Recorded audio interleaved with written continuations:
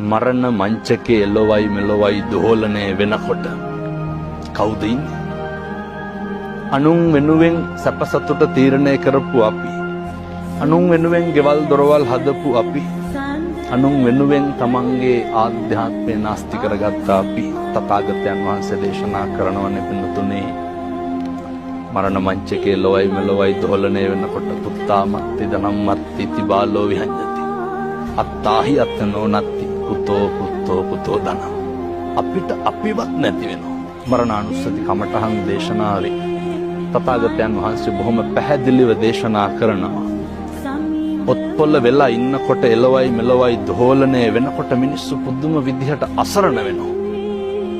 එතකොට කිසිම කෙනෙක් තමන්ගේ ශක්තියට තමන්ගේ හේවණල්ලට නැහැ.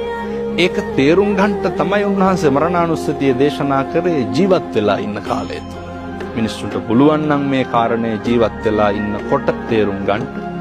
මිනිස්සු අතින් සිද්ධ වෙන කුසල් ප්‍රමාණය ස්වල්පයි. මේ කාරණය දැකපු මනුෂ්‍ය ආත්ම භාවයේ දුර්ලභකම දැකපු ශ්‍රීනාශ්‍රවයන් වහන්සේලා, මහ රහතන් වහන්සේලා, බෝධිසත්වයෝ, බුදු මේක කොච්චර අපූර්වට පරිස්සම් කරාද? මෙහෙම දේශනා කරන්නේ මේ මනුෂ්‍ය ආත්ම භාවයේ තියෙන දුර්ලභකම නිසාමයි. එක වචනයකින්වත් සංසාරය දිග්ගස්ස ගන්න හොඳ නැහැ.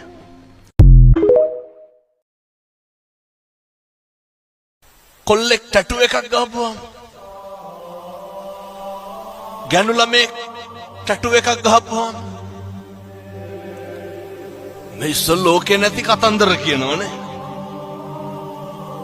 මං ඒ දෙයියගේ නම නම් කියන්නේ. එක දෙයියෙක් ඉන්නවා මායම් වෙනකොට හොඳට බොනවා. දොහොත් දීලා වඳිනවා.